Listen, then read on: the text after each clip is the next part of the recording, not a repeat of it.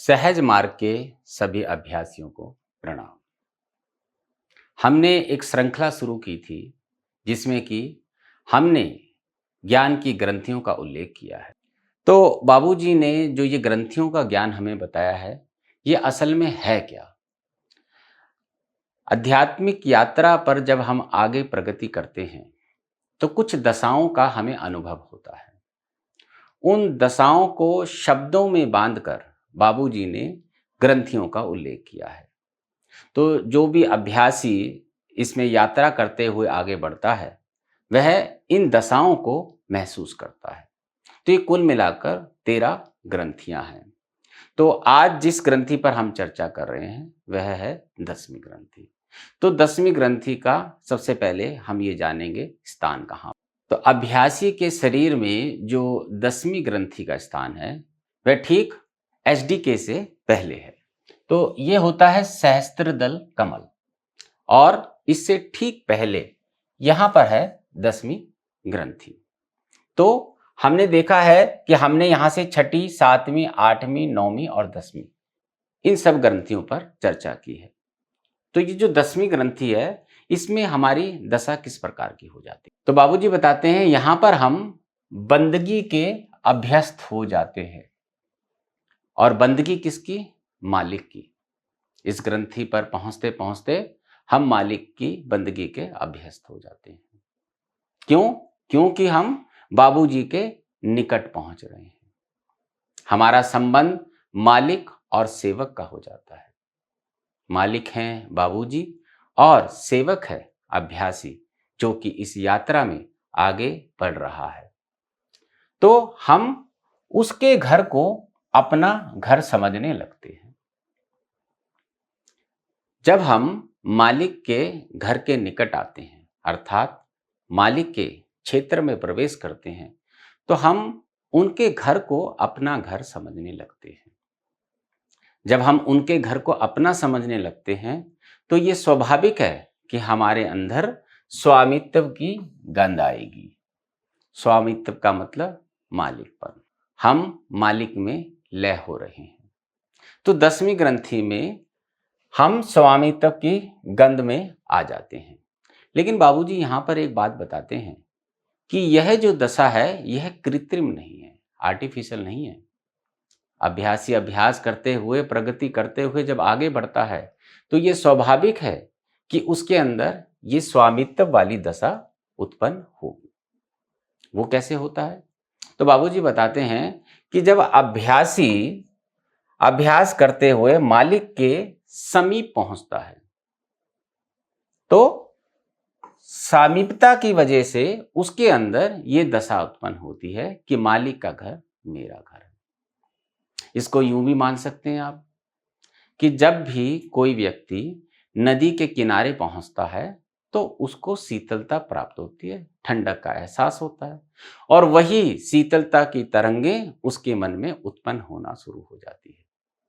तो इसी प्रकार जब अभ्यासी मालिक के समीप जाता है, तो उसके अंदर भी ये स्वामित्व का भाव उत्पन्न होना आरंभ हो जाता है। और उसके बाद बाबूजी क्या कहते हैं कि अपना सम्मान खुद करने लगते हैं। हमें ये महसूस होने लगता है कि मैं और मालिक एक ही हैं। मैं मालिक में लय हो रहा हूं और मालिक ही मेरे को शक्ति प्रदान कर रहे हैं और वह सारी शक्ति मेरी है। उसके बाद बाबूजी एक उदाहरण देते हैं कि ऐसा क्यों होता है। तो बाबूजी कहते हैं कि अगर किसी व्यक्ति को चंदन की सुगंध लेनी हो, तो उसे क्या करना पड़ेगा? तो उसे किसी चंदन के वृक्ष के निकट जाना पड़ेगा। पर बाबूजी कहते हैं अगर कोई व्यक्ति चंदन को घिसकर अपने माथे पर लगा ले, तो वह चंदन की खुशबू, सुगंध उसे हर क्षण आएगी। इसी प्रकार जब हम मालिक के क्षेत्र में प्रवेश करते हैं, तो वह सारी गंध, स्वामित्व की गंध हमेशा हमारे अंदर रहती है। तो इसके बाद की दशा क्या है? इसके बाद बाबूजी बताते हैं कि हम उसकी ड्योढ़ी पर पहुंच जाते हैं। ड्योढ़ी का मतलब उसका द्वार। तो मालिक के क्षेत्र का जो द्वार है, हम वहां पर पहुंच जाते हैं। जब मालिक के ड्योढ़ी पर हम पहुंच जाते हैं तो मालिक को ये खबर मिल जाती है कि कोई अभ्यासी सेवक मेरी ड्योढ़ी पर पहुंच गया है, और बाबूजी उसको स्वीकार करते हैं। वैसे तो इस 10वीं ग्रंथि तक भी बाबूजी ही हमें पहुंचाते हैं, लेकिन इसमें फिसलन का डर होता है, इसलिए हमें हर क्षण बाबूजी के सतत स्मरण में रहना पड़ता है। और बाबूजी को जैसे ही पता लगता है कि सेवक उसकी प्रतीक्षा कर रहा है तो बाबूजी उसको प्रवेश दे देते हैं। अब फिर क्या होता है, फिर कुछ समरूपता भी बढ़ने लगती है। समरूपता मतलब वैसा ही महसूस करना। तो अभ्यासी को यह महसूस होने लगता है, ये हमने पिछली ग्रंथि में भी उल्लेख किया है कि ये सृष्टि मेरी बनाई हुई है, मैं स्वयं ही मालिक हूं। एक पत्र में संत कस्तूरी ने लिखा है कि बाबूजी मुझे ऐसा लगता है कि मैं ही आपको प्राणाहुति दे रही हूं। तो ये दशाएं हैं, ना कि उसकी भ्रम की स्थिति है। बाबूजी ये भी लिखते हैं कि ये यहां पर ईश्वर का काम समाप्त हो जाता है। क्यों? क्योंकि ईश्वरीय क्षेत्र के बाद ईश्वर की गुजर नहीं है। तो जहां ईश्वर की गुजर नहीं है वहां पे भूमा का कार्य प्रारंभ होता है।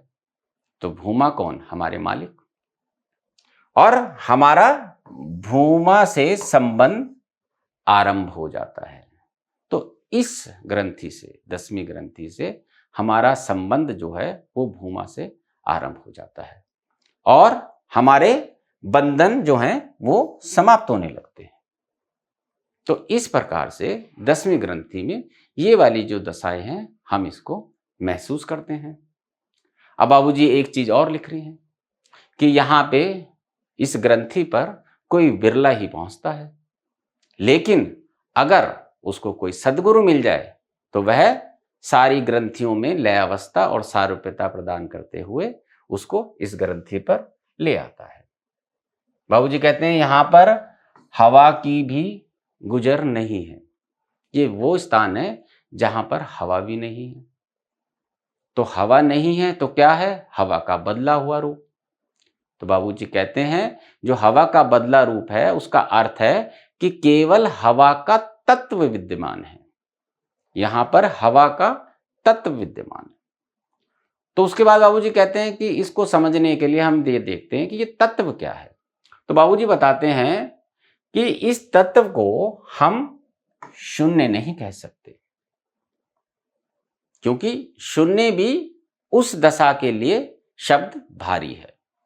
तो बाबूजी कहते हैं क्योंकि तुम भूमा के क्षेत्र में प्रवेश कर रहे हो तो इसे भूमा की छाया मान लेते हैं। पर बाबूजी कह रहे हैं नहीं, भूमा की छाया शब्द भी यहां पर भारी है। तो फिर क्या किया जाए? तो बाबूजी कहते हैं कि अभ्यासी के मन में ये दशा बनी रहती है कि भूमा हर क्षण यहां पर मौजूद है, लेकिन अभी उसका साक्षात्कार नहीं हुआ है।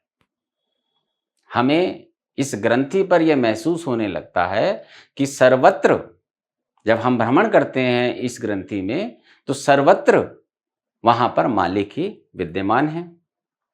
और वह मालिक भी कौन है? अविनाशी व अमिट, जिसको मिटाया ना जा सके, जिसका विनाश ना किया जाए, जो कि शाश्वत है। तो वह हमें महसूस होता है इस ग्रंथि में।